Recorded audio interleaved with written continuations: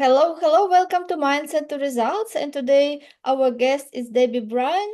She is TEDx speaker, award-winning coach, and the founder of 100 net elite Elite 100 network. network. It's Yeah, fine. 100 network. It's a lot, isn't it? Elite 100 network. Yeah. Yeah, elite 100 network. It is seems very interesting. So we would like to know more about it today in our discussion. Welcome, Debbie. Thank you. Thank you for inviting me. It's a pleasure. Yeah, you're most welcome. And tell us a little bit about yourself. And last time when we met, you said that speaking as at TEDx It was a changed game your, changer for me. yes, Yeah, it yes, literally. game changer. Well, So I would like to know more about this. so the TEDx is, it's the top of everyone's bucket list. Well, a lot of us in the coaching world, I think it's the top of the bucket list. And it's definitely something that was like, oh gosh, it was this time last year when I found out that I was actually nominated for the TEDx. And funny story is that I'd applied for it, and it was TEDx Western U London, and I thought that's okay. I'd been notified of a couple of TEDs before, but they were Arizona, Montana, Australia, and they just the dates didn't work. And I knew this one was February, so I applied for it. And then it wasn't until I got the email to say yes, we want to put you into the application process that I realised it was London, Toronto, Canada, and not London in the UK. So I was like, okay, well, a yes is a yes, so we're traveling. My first thought was like, yeah, it's low season, Toronto's cheap, we're going there. So yeah, it was just a bit of a pleasant accident, if you like. Geography is obviously not my big thing. So I applied for it and then did the TEDx, and it's a real game changer. It's an absolute pleasure to go through the process. But I always had a bit of an imposter syndrome, like a who's going to listen to Debbie from Swindon when I first wanted to be a speaker. And I suppose the TEDx was my way of going, okay, Debbie from Swindon might have something to say. And even like hated to call myself a speaker until I'd done the TEDx. The day I did the TEDx, I was like, I wonder if I can call myself a speaker now. I still had that um, but I had no idea of the level of recognition that you have with a TEDx at that stage. Yeah, amazing. So what changed after that? Well, do you know, it's something. So I don't know if you have this, but being an entrepreneur, most people I know don't have a clue what we do. They're like, my family don't know what I do. My friends in the pub don't know what I do. They just know I do something, and it might be something to do with social media. Because obviously I'm not talking to them. They've got jobs, and they're not my clients. So the first thing that happened was when the TEDx, so it's about 6 weeks afterwards that it actually gets published onto YouTube. And so the first thing was um, people walking up to me in the street and congratulating me. So I walked into my local pub and people came over to me, shook my hand, and they were like, "Wow, TEDx, I'm so proud of you." It was a bit like on Fools and Horses when they win the money and they go in the pub and everyone's like, and it was just mad. I never expected that because I'm quite used to being in terms of like my friends and family being under the radar. Like I've won some awards and my dad was like, "Oh, don't know what you do, but they must like you. They've given you an award." They still don't know what TEDx is, by the way. But my parents and my hairdresser, no idea. The rest of the world did. But it was just, I suppose, the recognition of people saying it's a worldwide recognition. Most people know what a TED is. And so the fact that you've been chosen to stand on that stage and that you had an idea worth sharing, which is what they brand you as thought leaders and ideas worth sharing, and it just kind of elevated. In fact, what happened for me was 2 days after I was talking to a lady and she invited me to speak at the House of Lords, and that would never have happened had she not seen the TED. Like, just not in a million years. I wasn't. She'd seen my TED, called me up and said, "Can you come and speak at the House of Lords on this International Women's Day thing?" So it changed a lot from there, but it also changes in terms of credibility. If you want to be a speaker, and that's why I did it, because I wanted to be a speaker. But in terms of wanting to be a speaker, it's very much like if I give you this scenario, like if I open a restaurant and it's a beautiful restaurant and the menu's beautiful and the chef's insanely clever, and then I open one next door and exactly the same, but with a Michelin star, which one are you going to? And so the TED was like in speaking terms, if you wanted a speaker, if you had two speakers almost exactly the same and one's done a TEDx, then you almost verify it's like social proof.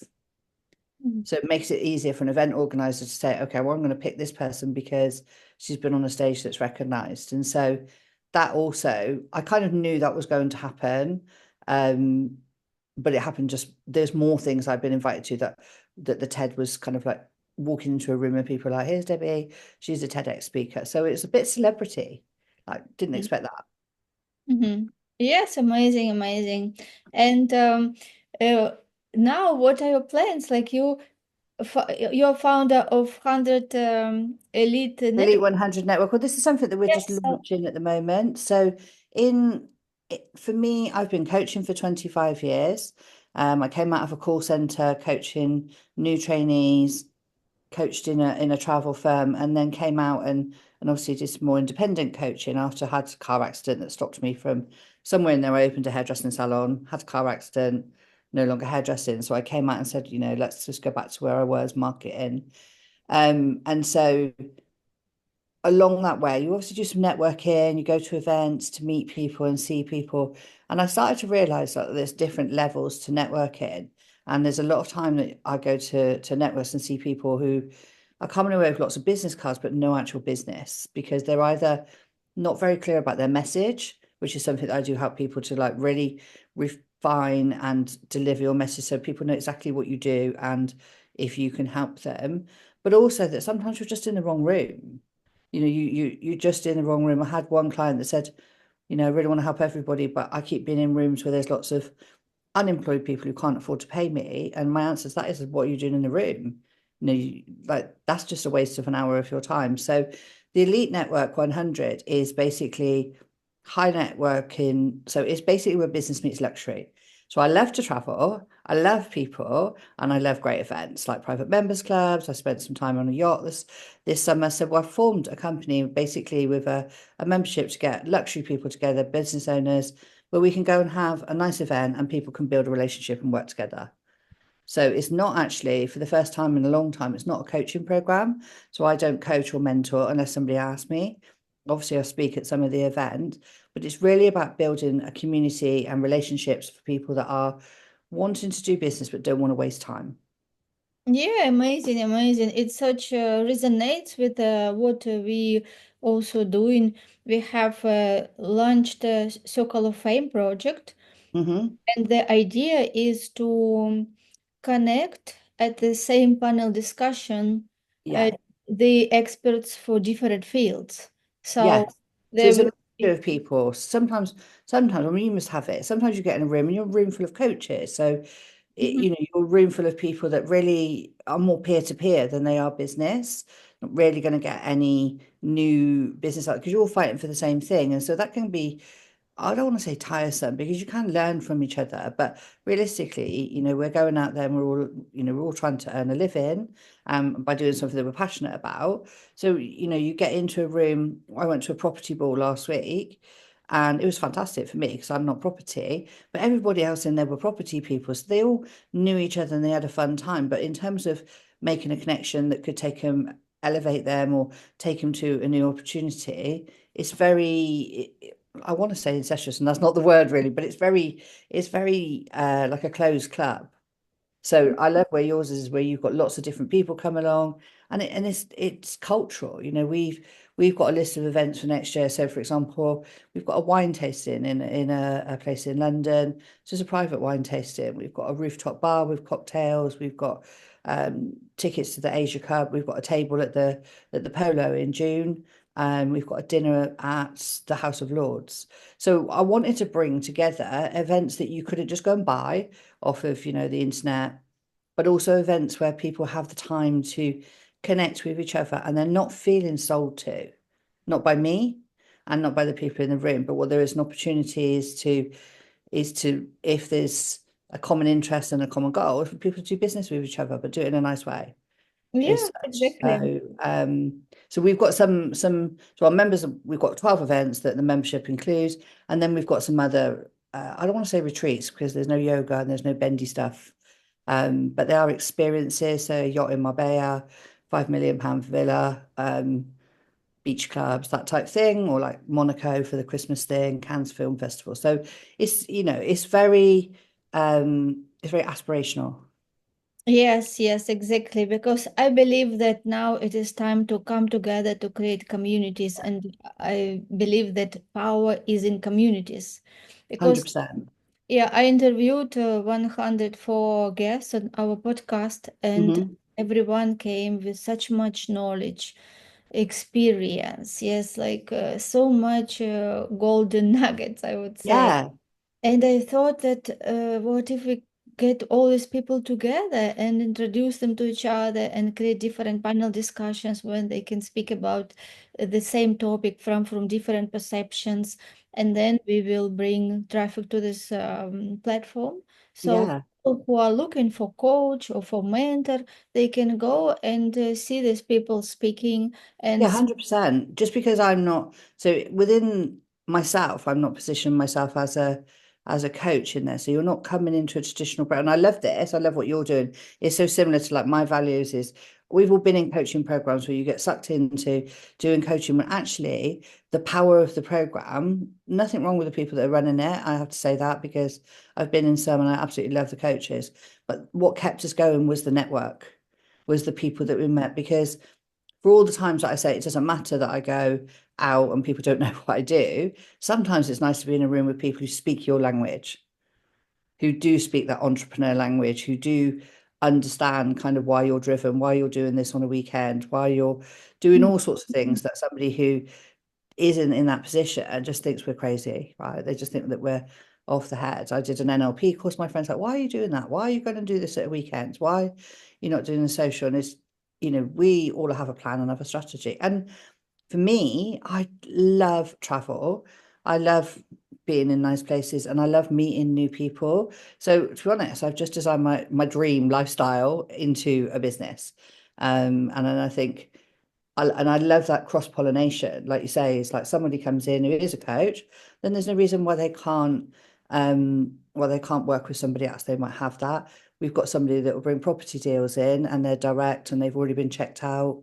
So you've got access to property deals. So what better than if you're an investor or something that's sitting on the back of a yacht in the marina in Marbella and having that conversation as opposed to having that conversation in a Hilton in London where you're trying to get through the noise and you don't know if that person in front of you is even interested. Sometimes in business you have to kiss a lot of frogs to find your prince, and I'm trying to put all the princes in one room yeah, exactly, exactly. and Amazing. Yeah, taking the amazing. frogs overboard. They can swim somewhere else. But it's just trying to be efficient. That's all. It's trying to be efficient. But life's too short to not have fun. So I'm very lucky that my TED opened doors for me. It's introduced me to, when I went to the House of Lords, I've got networks that have got very high level people. I spoke to one of my members yesterday, and he's telling me about a promotion where he's got some villas in Spain that have been styled by Lamborghini. So like 50 of them. So I've got that person that's going to come and sit. Imagine if you're sitting at the table and having a coffee with that person and you're in property or you're looking for properties. It gets you to where you want to be quicker but nicer. Mm. Yes, So, exactly. and then for me, obviously as a speaker, it will open the door to speaking opportunities as well. Um, and in terms of like the TED, again, I wouldn't have the credibility that I've got without the TED. Um, I'm a UN Women Ambassador actually, and I forget to tell people that bit because people are interested in the TED. They're like, oh yeah. But that again, I was invited to be a UN Women Ambassador after I'd done the TEDx. So it's if I can say so. The reason I did the TEDx is it's not a funny story, but I wanted to be a speaker. I knew a couple of years ago that I wanted to be a speaker, and I was like, so how do I get to be a speaker? Because I still was very much like, who's going to listen to me? I'd been in big coaching environments where people have sold millions and millions, and so I was like, well, I haven't sold 100 million or whatever it is. You get into these environments, so I was very much like, don't know what people are going to do. So I went to two speakers, and I said, right, okay, give me a tip. What do you need to do? And I kind of believe sometimes that business is a bit like a game of snakes and ladders. You can either go around the board, or I'm looking for the ladder for the shortcut because I'm a bit impatient, shall we say.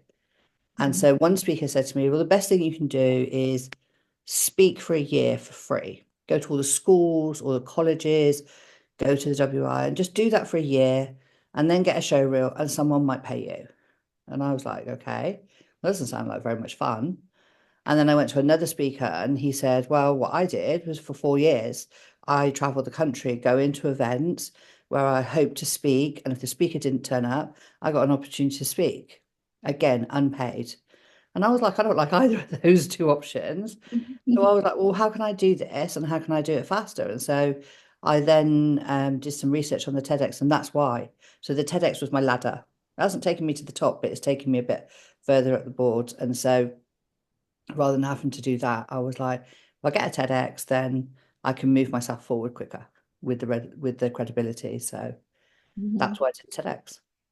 Yes, yes, there is always long ways to do it, yes, and shortcut. So I you have found. no time for the long one. I'm hoping I don't find a snake, and just land back at the bottom of the board. But is it rather than going all the way around? But I think isn't that what we're all about though in business? Isn't that what being an entrepreneur, for want of a terrible word, is about? Well, how do I do it, and how do I do it to benefit me, or to benefit my client, or to benefit my community? We don't want to do the traditional way.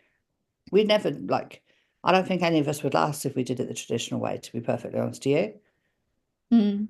Yes, I think that this is where entrepreneurial mind comes. Yes, that you look for something that will be the most efficient way to do things.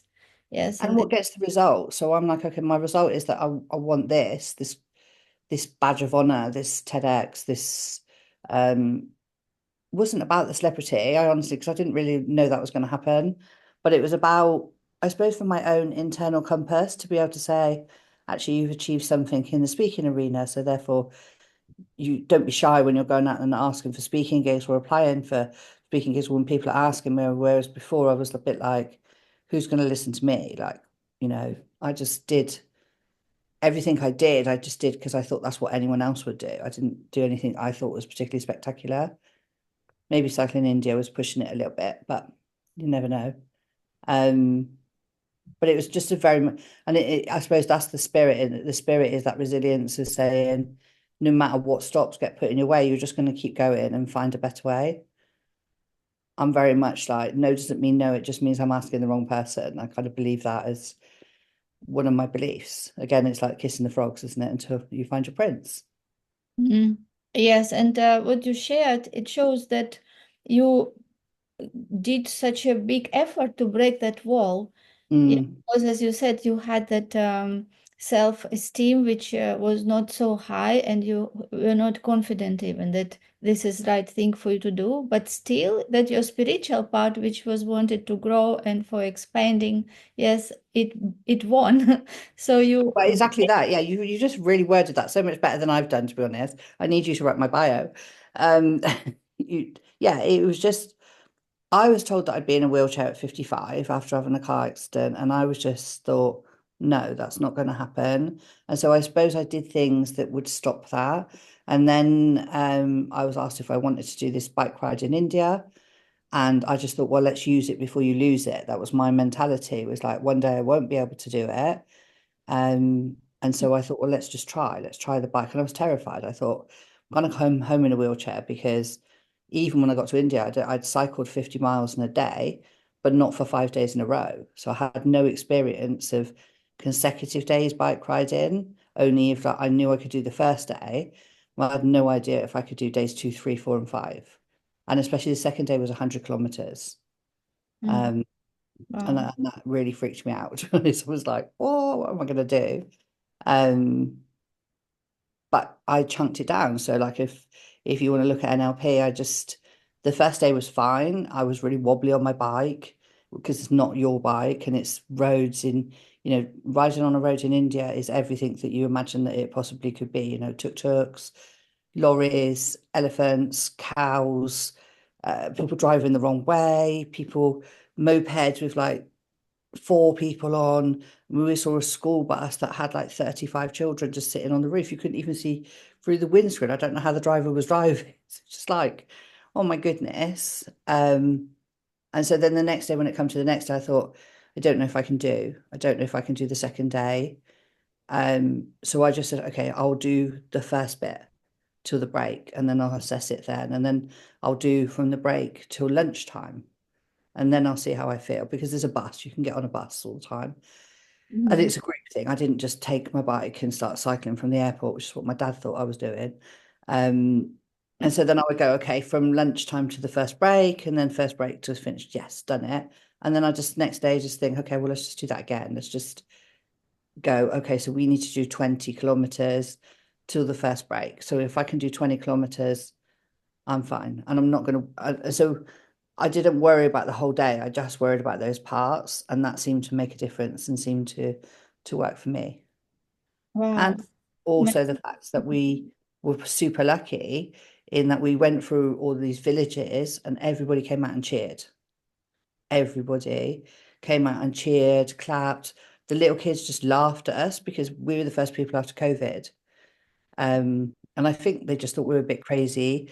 There was kind of like 12 white people cycling on bikes and an empty bus behind us. They were like, just get on the bus. What are you doing?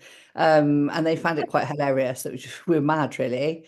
And because it was the first people they'd seen. So even when you were coming into a town and thinking, enough, that would happen. They'd start clapping and stuff. And so it just lifted you up a little bit. Yes, yes, you just shared so many golden nuggets here. It's like approach. Of course, if you think about the long journey, it can feel overwhelmed and you can feel like Mhm.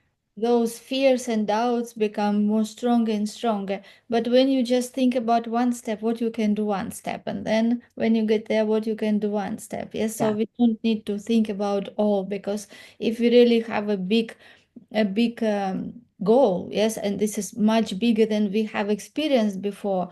It can Mm. be so overwhelming, and usually people um, hit that wall of fear and doubt, yes, and most of people just bounce back because they start thinking about the whole process. And this is about not only like as you said, a challenge, but it is also about business. Yes, Hmm. people have really to become successful, we need huge goals. Otherwise, if people set small goals and they will not What happens when motivate you achieve them. it? You just sit there in, and I think it's like I'm very extreme anyway. I'm very much like, let me set up a business and I'll do it in 3 weeks or in a month, or if I think of it, then the same day it's formed and it's done. I'm very fast. I'm lucky I've got a business partner that goes, slow down a little bit. Let's have a look at this and let's have a look at that. Because I get very, very passionate about stuff. But Mhm. even so, you can overstretch yourself. So when I first started doing the training for the bike ride, I was terrible. I'd ridden a bike, but I didn't really know how to change gears. I didn't understand the clothing. I don't know how much time we've got, but I didn't understand, like, for example, my friend said to me, you need these padded shorts for the cycling. So you wear the padded shorts. You don't wear anything underneath because of the chafing of the bike. So when we first started cycling, we did 10 miles. And I saw that she'd put a time tab that said 50 miles. And she said to me, look, you need lots of shorts and whatever. So I got a pair of these shorts, cycling padded, thought that's great. All about the comfort. And I bought another pair and I cycled to her house while we were training. And she said to me, Deb, they're a little bit see-through, I think. And I said, no, they can't be. They're the same as the other one, but they're comfortable. So we went off and cycled, like, 30 miles around the Cotswolds. And actually, I used those shorts quite a few times because I looked in the mirror and they looked okay. And hundreds of miles around the Cotswolds with these shorts on.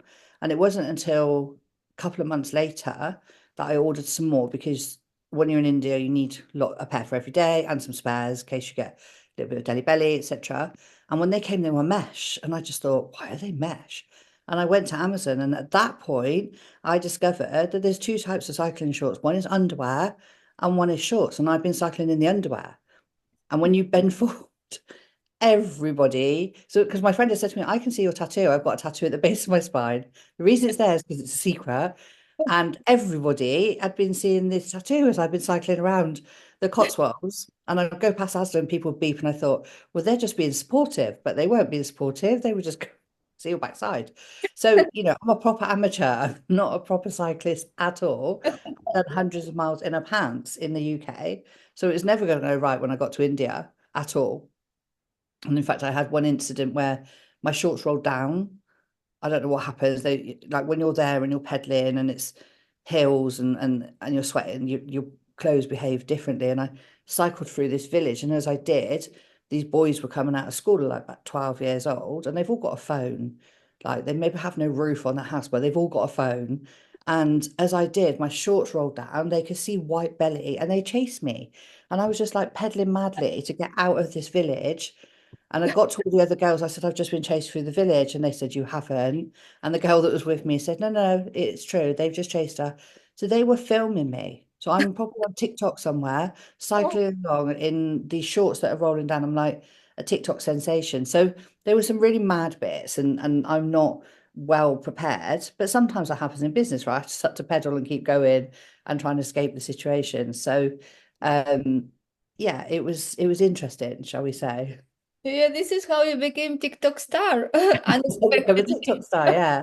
So, but yeah, it was just, I mean, after that, I changed. I had some longer trousers in the thing, but even that, you're trying to change on a bus that's got no air conditioning, and you're sticky and sweaty trying to get into Lycra. I mean, that was, and I'm trying not to show my bum out of the windscreen because obviously everyone's having lunch at that time, and I'm like, I'm trying really hard to get these clothes on and not and be in the chair, not so I'm stood up, so that otherwise, because you wear nothing underneath because you get all chafed as such. So yeah, clothing wise, I'm a bit of a disaster area. Um, but there were Yeah, some beautiful amazing. times. Yeah, amazing experience. And now we see you have all this experience to remember, yes, and what we Yeah. have always it is memories. So it's And I'm 57 and I'm not in the wheelchair. So that's the win. And I've signed up for Vietnam to Cambodia for next year. amazing, amazing. And this is just such a great example how our spirit shows up, and when we believe that spiritual part, yes, we win over limits of our physical body. Yeah. And I think that is the thing. I think my friend told me that there was a lady, and actually this was in my TED, but I forgot it. So there was a lady called Margaret. She'd been on a bike ride before, this lady called Margaret, and she was in her 70s. And she did the whole bike ride in Brazil. And every time they went on a bike ride, she kept saying to me in the training, I will call you Margaret if you get on the bus. So I was determined that I was not going to get on the bus, no matter how slow I had to go, no matter how, and this again is a good rule in business, right? I was at the back. I cycled slower. I saw people passing me by. And when we start out there, Debbie, you start at the front, and then they all cycled past me, and I was trying to pedal to keep up. And I thought, no, you've got a long way to go. You need to just, this is not a sprint. This is a marathon.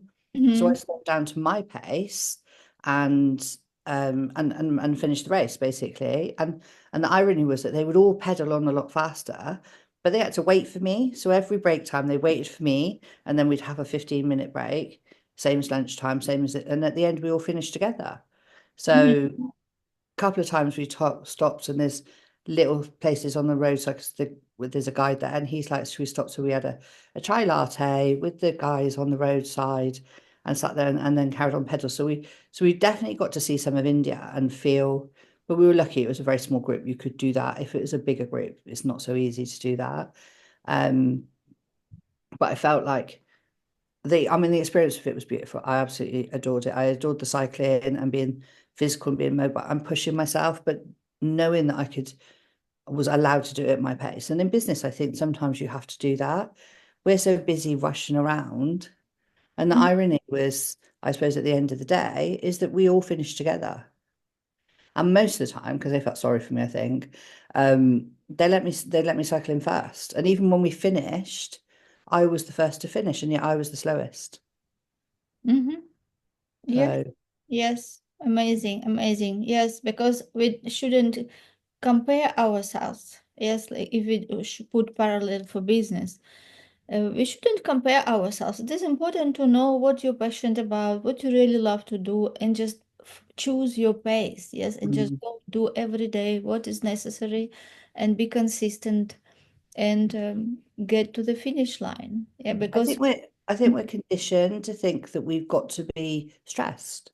mm, I definitely was for about 12, 13 years. I was like, oh, have to be available, have no boundaries. And when I slowed down, I worked from a very chaotic state for a long time after the accident. And the bike riding taught me another way to be. So when I slowed down and I cycled and I listened to podcasts and took a few weeks out of my life really to kind of change, I was terrified of not being in the chaos because the chaos meant something was happening. There was something to fix. There was a deadline.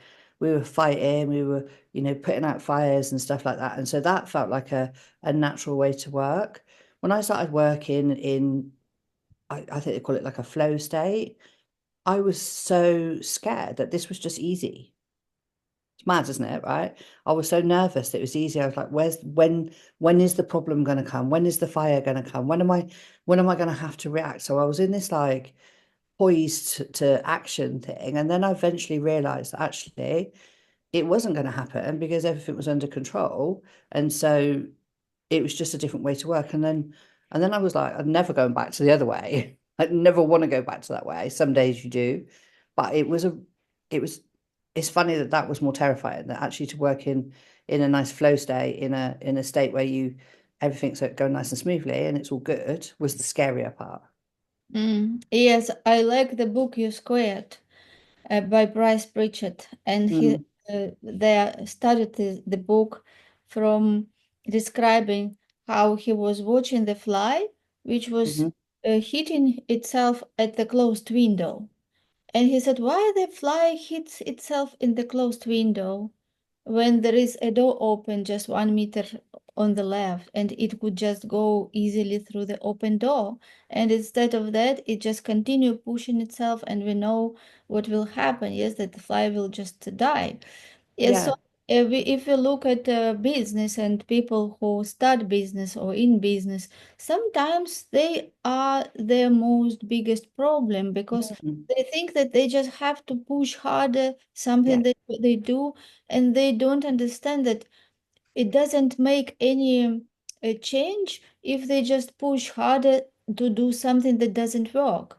And they just have absolutely. to find the different approach, to look a different way. And I this is love that though. I love that analogy because, like you say, for the fly, if they just knew there was an open door over here, if he just stopped for a moment and went, okay, there isn't a way out here, but oh my goodness, there's a way out over there.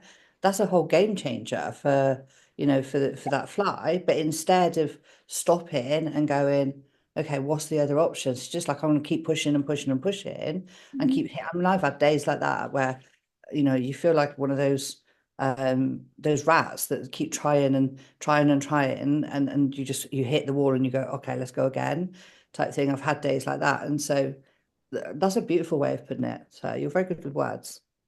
Yes, exactly. And sometimes it is just approach, is to change approach, to change the perception and open mind to other possibilities and other opportunities what you can do. Because there is always an effortless way.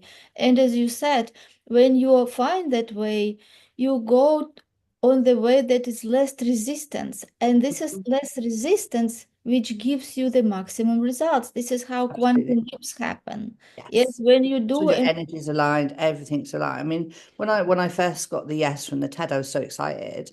And I could have eased it. And lots of people said to me, you went to Canada. And I was like, well, a yes is a yes, you know. Maybe I was meant to go to Canada. Maybe that's how that was meant to work.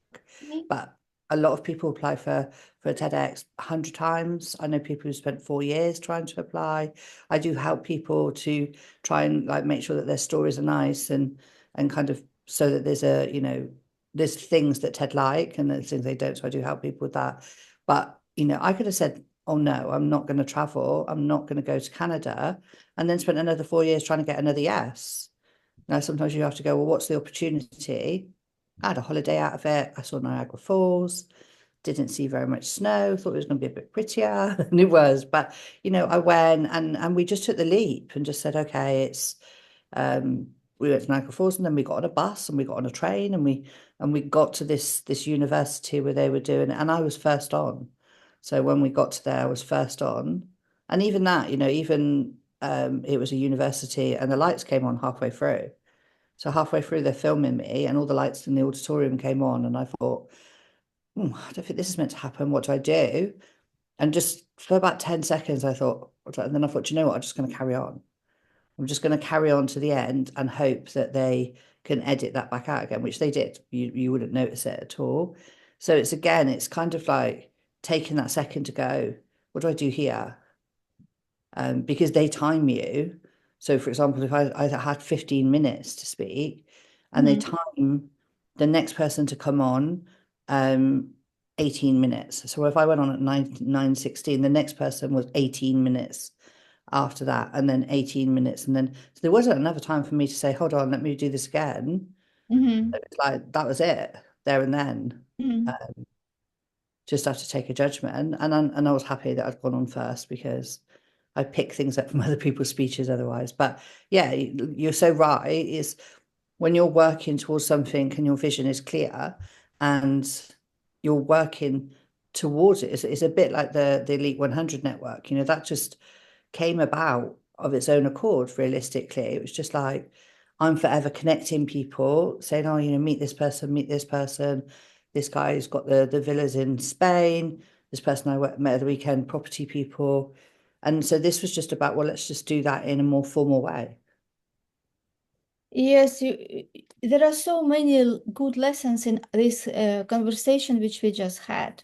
And another one which you mentioned in this situation that happened, that when you are committed, you are committed, what it means? It means that you do whatever it takes Mm-hmm. to go for that. Yes, you said, I want this, opportunity came, and it doesn't matter what that you had to go to Canada, whatever. Already you said yes, it means that you are fully in and Mm, you consider everything that happens like it meant to be this way. So yeah. you look positive in every situation, right? Like going to Canada, somebody can think, oh, why to go to Canada if there is can be opportunity here? But you saw, oh, I can make it a nice trip, I can see waterfalls, and so this attitude, I really want to acknowledge you for such a great attitude which you showed in so different situations, that this attitude became the reason of your success. Yeah, because in every situation you just give yourself, like give your best, and this is how you succeed, and this is the key.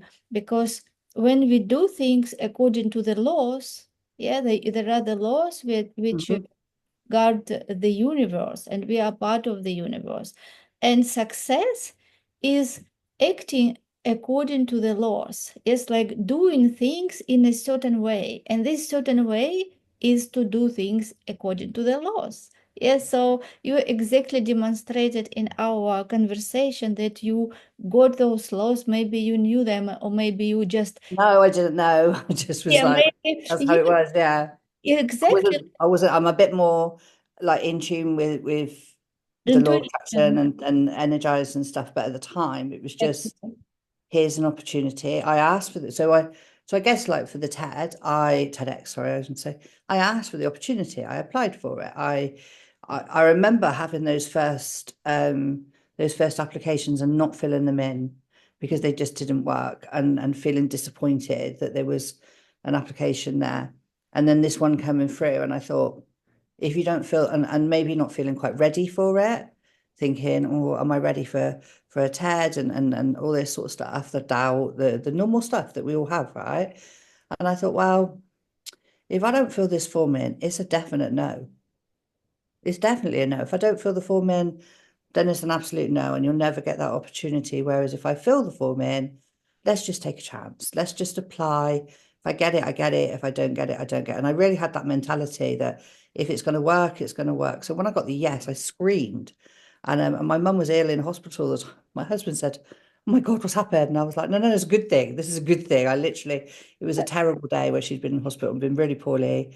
And I Oh, remember coming home and just opening my phone and opening the emails and just like I could have been floating on the ceiling like something from Mary Poppins because I was just so ecstatic that they were even considering me to speak on that stage because I wasn't convinced when I applied.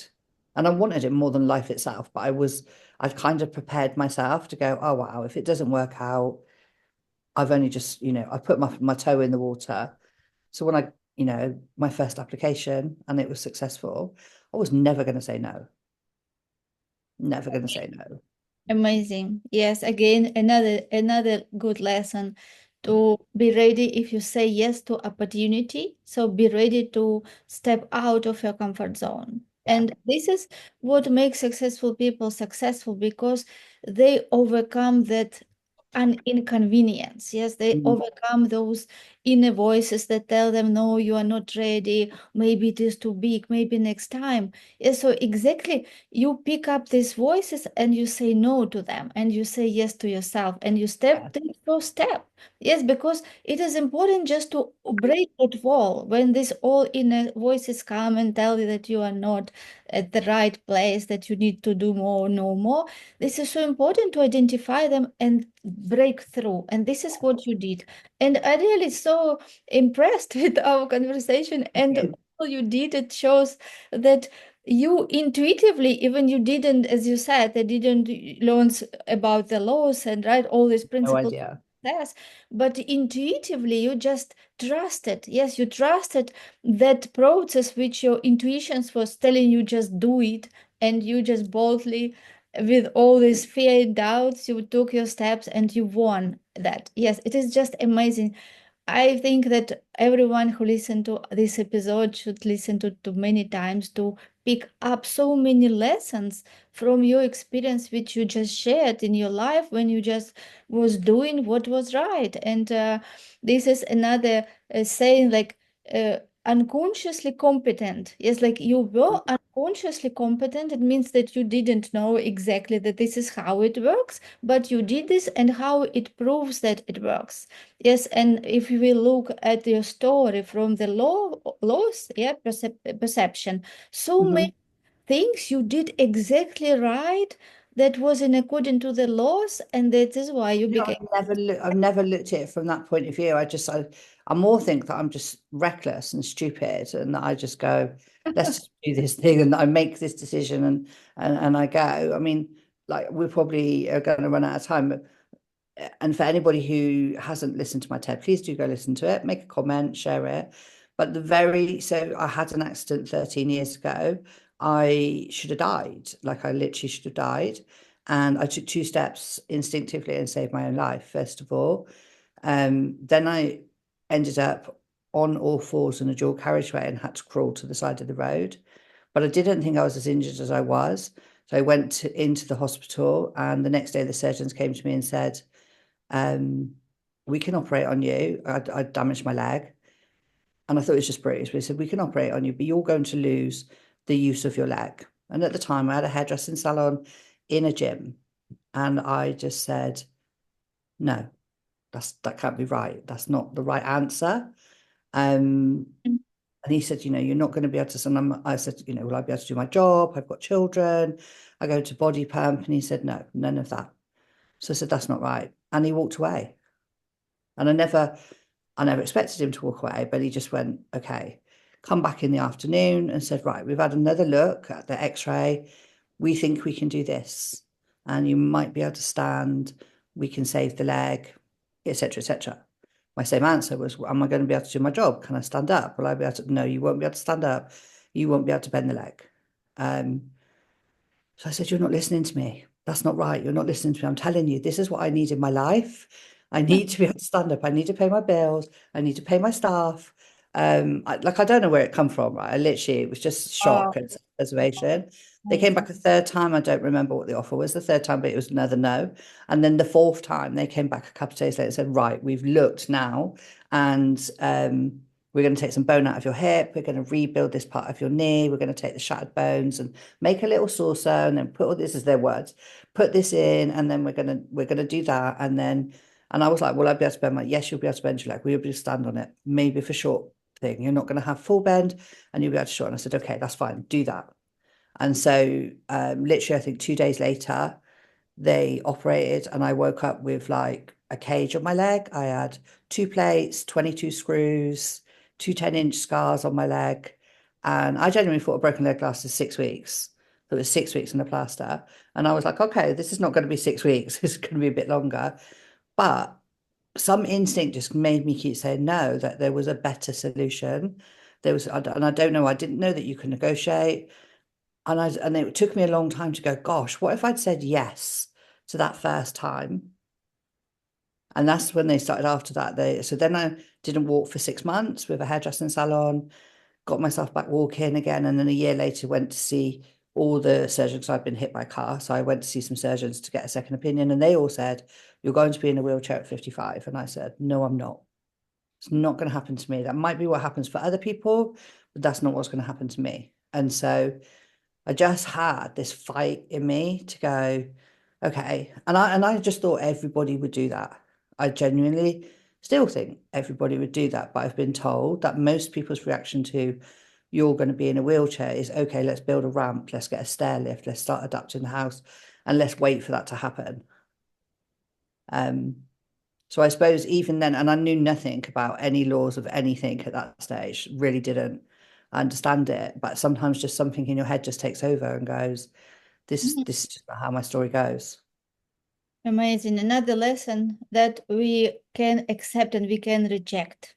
Mm, As our subconscious mind is the power that we can accept and reject, and we can decide what we want to accept. Yes, like in your situation, exactly, you decided that there is solution for you that will help you to stand and to walk, and you already knew, your subconscious already knew that there is solution. Yes, and again, you listen to that inner voice which told you that there is solution, and this what gave you that power to say no, because it is not easy when authorities, which are doctors, yes, yeah. in the white usually clothes come I know, and I just think madness. I think, where did that come from? Like I said to you, I don't think that no means no. I do think you're asking the wrong person. I believe that there's a yes out there for everything. You just have to find the actual solution or find the person that's going to say yes. And in this case, it was the consultant who's lovely, my consultant, and he's called Sunny Day. That's his name. So what a perfect name, right? And it was him. He had to look at it and go, okay, what can I do then? What's different? What can I do that isn't just bolt the leg back together? So my situation now is that I have no cartilage in the leg, on the leg that's there. So I have steroid injections, and eventually I will end up with that straight leg that they promised, that they told me. So that was part of the India thing, was like, actually I could damage myself so much in India that I would come back and be ruined, and I didn't. But I did get injured in the gym about 4 months after, embarrassingly, on a static bike, pedaling, because I pedaled faster because I wanted to prove to myself that I wasn't the slow one. And so I injured myself when I was careless about what I was doing. yes, yes, Debbie, it is really such a powerful conversation we had, and there are so much just those golden nuggets which you just mentioned, which you did, and I'm sure that people who listen to us will learn so much from our conversation. Yes, and I would say that the key points is that believe in yourself, yes, and listen to intuition. Your intuition always will tell you right, and never make decision from the place of fear and doubt. Yes, Mm, because if you would be fear, if the doctor told you that first option and you were just in a fear and you just thought that, oh, there is nothing that can be done, you would accept that, and that would be so dramatic, yes, choice and the consequences. So this is so important. Never make decision from the fear and doubt. Always make decision from where you want to be, from that place, and always see it is already possible. So when you come from that place, that there are unlimited number of different Mm. options and scenarios which can happen, and always choose, like, make decision from the place of power, from the place of belief, or from the place of faith. Yes, like faith that there is something bigger than something that you just have in your brain, because brain is just physical part. Yes, physical. Yeah, and you've only got really that small part of your conscious mind that even, 5% is what you're in control of. 95% you don't even really understand of what you were doing. I remember standing by the side of the road and thinking um, that this car that was out of control, that was coming for me, and I was on the side of a dual carriageway. It was dark, and actually there was nowhere for me to go because I could run into the road and it was a busy road, or I could run onto the grass, but it was January, it was wet, and I thought that's where the car was going to go. And I can remember going, okay, I'm going to die and this is going to hurt. And so then having a whole conversation in my head going, no, it's not happening. I'm not leaving my boys. I can't leave them. They're not ready, da da da.